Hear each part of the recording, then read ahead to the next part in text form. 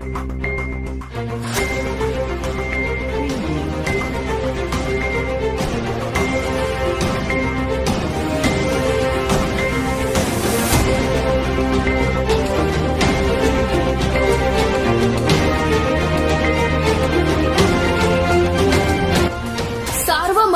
News Maharashtra. Ahmednagar जिल्ह्यातील कोपरगाव येथील 3 तरुण गोदावरी नदीपात्रात बुडत असताना परिसरात शेळ्या चरणाऱ्या ताईबाई नामक महिलेने प्रसंगावधान दाखवत अंगावरील साडी काढून नदीपात्रात फेकली आणि दोघांचे प्राण वाचवले आहेत। ताईबाईने दाखवलेल्या धाडसाचे सर्व स्तरातून कौतुक होत आहे। मात्र या घटनेत दुर्दैवाने एका तरुणाला वाचवण्यात अपयश आले। दारणा धरण क्षेत्रात झालेल्या संततधारेने धरण 80% अधिक भरले आहे। त्यामुळे हळूहळू विसर्ग वाढवण्यात आला आणि गोदावरी नदी दुथडी भरून वाहती झाली।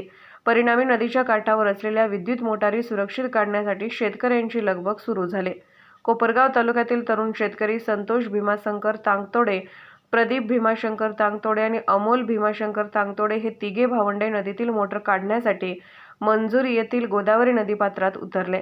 दुर्दैवाने पाणी वाढल्याने तीनही तरुण वाहत गेले। जवळच शेळ्या चारत असलेले मंजूर येथील रहिवासी ताईबाई छबुराव पवार आणि पती छबुराव बाबूराव पवार यांनी ही घटना पाहिली। 3 तरुण वाहत जाताना दिसल्याने ताईबाई यांच्यातील मातृत्व जागं झालं। ताईबाईंनी कोणताही विचार न करता तरुणांना वाचवण्यासाठी आपल्या अंगावरील साडीची दोरी बनवून पाण्यात फेकली आणि त्या आधारे तरुणांना वाचवण्यासाठी प्रयत्न सुरू केले। ही साडी जीवनाची दोरी बनवून उपलब्ध झाल्याने प्रदीप तांगतोडे आणि अमोल तांगतोडे या दोघांचे प्राण वाचले।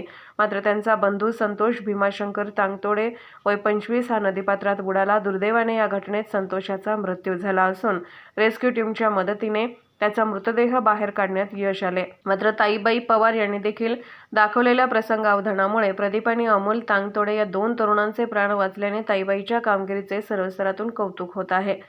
सर्वमंथन न्यूज महाराष्ट्र, शिर्डी, अहमदनगर। असं म्हणजे हे अतिशय जे तीन दाम्पत्य होते, 3 मुलं, आणि ते पाण्यामध्ये वाहून जात असताना अतिशय यांनी धाडस दाखवली। एक महिलेने म्हणजे तिला मी तर म्हणतो वीरमाता म्हणावं लागेल, आणि नुसतं वीरमाता म्हणून नाही, तिला काहीतरी सन्मानित केलं पाहिजे। शासनाने उच्च राज्यस्तरीय काहीतरी एक पुरस्कार दिला पाहिजे। स्थानिक या ठिकाणी प्रशासनाने या ठिकाणी दखल घेतली पाहिजे। तिला या ठिकाणी आर्थिक सहाय्य देखील या ठिकाणी केलं पाहिजे का जो या ठिकाणी आपल्या जीवाची पर्वा करू न करता, आपल्या जीवाची पर्वा न करता किती पाणी काय हे सोडून आपण जाऊ का नाही। त्या महिलेला विचारल्यानंतर ती सांगते की माझं आयुष्य कमी आहे, परंतु त्या मुलांचं आयुष्य होतं। म्हणून मी या ठिकाणी धाडापडी गेली, स्वतः पाण्याचा सुद्धा अंदाज केला नाही आणि मी उडी टाकली। त्या साडीच्या साह्याने त्यांना या ठिकाणी बाहेर काढलं आणि त्यांचे प्राण वाचवले। त्याचे पाईप काढत होते, ते मोटर ओढीत होते, चौघाचे संघच होते। मग आम्ही 3 जण जेवण करीत होतो इकडं। मग ते असे त्यांचे हात सुटून गेले पाईपाचे। मग ते गागा लागले, बा आम्हाला वाचवा, आम्हाला वाचवा। मग आम्ही 3 जण धाव घेतली त्यांच्याकडं।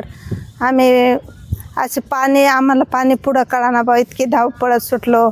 मग मी असा विचार केला का बा पुन्हा तर पळतो, पण आपल्याजवळ तर काय नाही। माझी मुलगी म्हणते, अक्का तू नुसती पळती, पण मग का तुझ्याजवळ काय नाही, पण पळून काय करू पुढं।